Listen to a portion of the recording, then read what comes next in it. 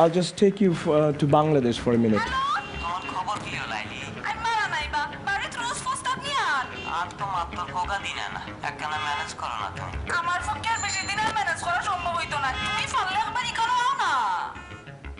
Fulfill their own private dreams of staying in touch with the near and dear ones. This is where the journey begins with one small step, a journey that today has reached 1 million destinations. With loans for people to buy cell phones, entire villages are being brought into the information age. I want people throughout the world to know this story. Before I tell that story, we should ask ourselves the question, why does poverty exist? I mean, there's plenty of knowledge and scientific breakthroughs. We all live in the same planet, but still, there's a great deal of poverty in the world. And I think, so I want to throw a perspective that I have so that we can assess this project or any other project, for that matter, to see whether it's contributing to poverty or trying to alleviate it. Rich countries have been sending aid to poor countries for the last 60 years. And by and large, this has failed. You can see this book written by someone who worked in the World Bank for 20 years. And he finds economic growth in this country to be elusive. By and large, it did not work. So the question is, why is that?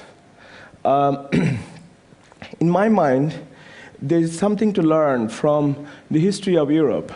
I mean, even here, yesterday I was walking across the street and they showed 3 bishops were executed 500 years ago, right across the street from here. So my point is, there's a lot of struggle has gone in Europe where citizens were empowered by technologies and they demanded authorities to come down from their high horses. And in the end, there's better bargaining between the authorities and citizens, and democracies, capitalism, everything else flourished. And so you can see the real process, and this is backed up by this 500-page book, that the authorities came down and citizens got up. But if you have that perspective, then you can see what happened in the last 60 years. Aid actually did the opposite. It empowered authorities, and as a result, marginalized citizens. The authorities did not have the reason to make economic growth happen so that they could tax people and make more money to run their business, because they were getting it from abroad. And in fact, if you see oil-rich countries where citizens are not yet empowered, the same thing goes. Nigeria, Saudi Arabia, all sorts of countries, because the aid and oil or mineral money acts the same way. It empowers authorities without activating the citizens, their hands, legs, brains, what have you. And if you agree with that, then I think the best way to improve these countries is to recognize that economic development is of the people, by the people, for the people. And that is the real network effect. If citizens can network and make themselves more organized and productive so that their voices are heard, so then things would improve. And to contrast that, you can see the most important institution in the world, the World Bank, is an organization of the government, by the government, for the governments. Just see the contrast. And that is the perspective I have, and then I can start my story. Of course, how would you empower citizens? There could be all sorts of technologies, and one is cell phones. Recently, the economists recognized this, but I stumbled upon the idea 12 years ago, and that's what I've been working on. So 12 years ago, I was trying to be an investment banker in New York. We had quite a few of our colleagues were connected by a computer network. And we got more productive because we didn't have to exchange floppy disks. We could update each other more often. But one time it broke down. And it reminded me of a day in 1971. There was a war going on in my country, and my family moved out of an urban place where we used to live to a remote rural area where it was safer. And one time my mother asked me to get some medicine for a younger sibling. And I walked 10 miles or so all morning to get there to the medicine man. And he wasn't there, so I walked all afternoon back. So I had another unproductive day. So while I was sitting in a tall building in New York, I put those two experiences together side by side and basically concluded that connectivity is productivity, whether it's in a modern office or an underdeveloped village. So naturally, the implication of that is that a telephone is a weapon against poverty. And if that's the case, then question is, how many telephones did we have at the time? And it turns out that there was one telephone in Bangladesh for every 500 people. And all those phones were in its few urban places. The vast rural areas where 100 million people lived, there were no telephones. So just imagine how many man-months or man-years are wasted, just like I wasted a day.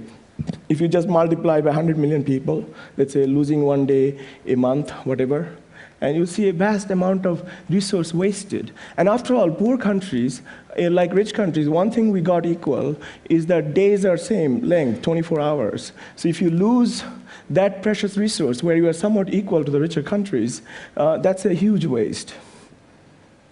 So I started looking for any evidence that does connectivity really increase productivity.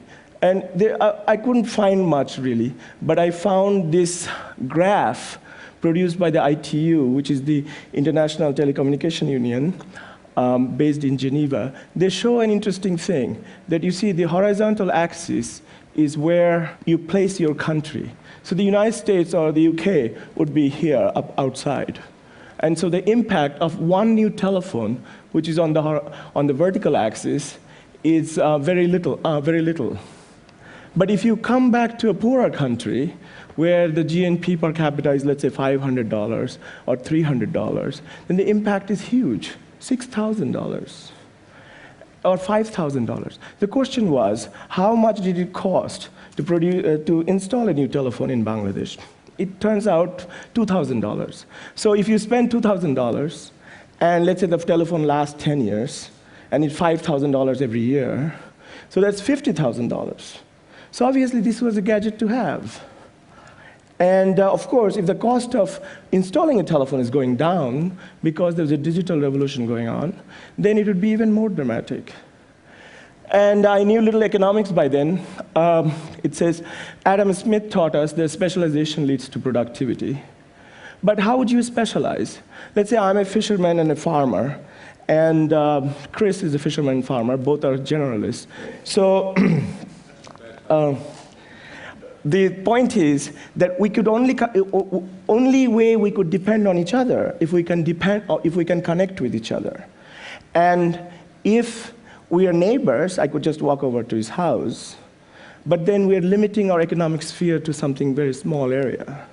But in order to expand that, you need a river, or you need a highway, or you need telephone lines. But in any event, it's connectivity that leads to dependability, and that leads to specialization, that leads to productivity.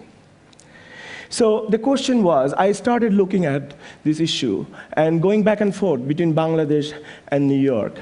There were a lot of reasons people told me why we don't have enough telephones. And one of them is the lacking buying power. Poor people apparently don't have the power to buy. But the point is, if it's a production tool, why do we have to worry about that? I mean, in America, people buy cars, and they put very little money down. They get a car, and they go to work. The work pays them a salary. The salary allows them to pay for the car over time. So the car pays for itself. So if telephone is a production tool, then we don't quite have to worry about the purchasing power. And of course, even if that's true, then what about initial buying power? So then the question is, why can't we have some kind of shared access? In the United States, we have, everybody needs a banking service, but very few of us are trying to buy a bank. So a bank tends to serve a whole community. So we could do that for telephones. And also people told me that we have a lot of important primary needs to meet, food, clothing, shelter, whatever. But again, it's very paternalistic. You should be raising income and let people decide what they want to do with their money. But the real problem is the lack of other infrastructures. See, you need some kind of infrastructure to bring a new thing. For instance, the internet was booming in the US because there were people who had computers, they had modems, they had telephone lines, so it's very easy to bring in a new idea like the internet. But that's what's lacking in a poor country. So, for example, we didn't have ways to have credit checks, few banks to collect bills, etc. But that's why I noticed Grameen Bank, which was a bank for poor people, and had 1,100 branches, 12,000 employees, 2.3 million borrowers. And they had these branches. I thought I could put cell towers and create a network. And anyway, to cut the time short, so I first went to them and said, perhaps I could connect all your branches and make you more efficient. But they have, after all, evolved in a country without telephones, so they are decentralized. I mean, of course, there might be other good reasons, but this was one of the reasons. They had to be. And so they were not that interested to connect all their branches and suddenly and rock the boat. So I started focusing, what is it that they really do? So what happens is that somebody borrows money from the bank. She typically buys a cow. The cow gives milk, and she sells the milk to the villagers and pays off the loan. And this is a business for her, but it's milk for everybody else. And suddenly I realized that a cell phone could be a cow, because she could borrow $200 from the bank, get a phone, and have the phone for everybody, and it's a business for her. So I wrote to the bank, and they thought for a while, and they said, a little crazy but logical, if you think it can be done, come and make it happen. So I quit my job, I went back to Bangladesh. I created a company in America called Gono Phone, which is in Bengali means people's phone. And angel investors in America put in money into that. I flew around the world. After about 1 million, I got rejected from lots of places because I was not only trying to go to a poor country, I was trying to go to the poor of the poor country. After about 1 million miles and substantial loss of hair, I eventually put together a consortium which involved the Norwegian telephone company, which provided the know-how, and the Grameen Bank provided the infrastructure to spread the service.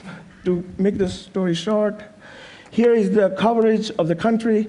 You can see it's pretty much covered. Even in Bangladesh, there are some empty places. But we're also investing around another $300 million this year to extend that coverage.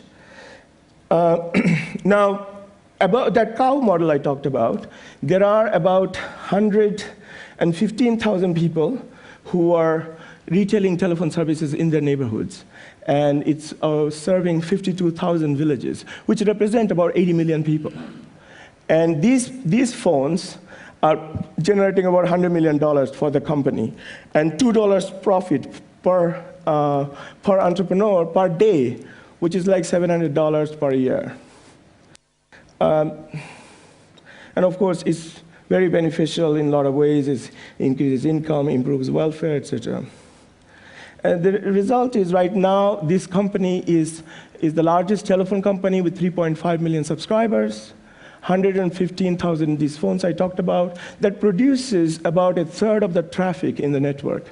And 2004, the net profit after taxes, very serious taxes, was $120 million. And the company contributed about $190 million to the government coffers. And again, here are some of the lessons. The government needs to provide economically viable services. Actually, this is an instance where private companies can provide that. Governments need to subsidize private companies. This is what some people think. And actually, private companies help governments with taxes. Poor people are recipients, poor people are a resource. Services cost too much for the poor, their involvement reduces the costs. The poor are uneducated and cannot do much. They are very eager learners and very capable survivors. I have been very surprised. Most of them learn how to operate a telephone within a day. Poor countries need aid. Businesses, this one company has raised, if the ITU figures are even 5% true, this one company is raising the GNP of the country much more than the aid the country receives. And as I was trying to show you, as far as I'm concerned, aid does damages because it removes the government from its citizens. And this is a new project I have with Dean Kamen, the famous inventor in America. He has produced some power generators, which we are now doing an experiment in Bangladesh in 2 villages where cow manure is producing biogas, which is running these generators, and each of these generators is selling electricity to 20 households each. It's just an experiment. We don't know how far it'll go, but it's going on. Thank you.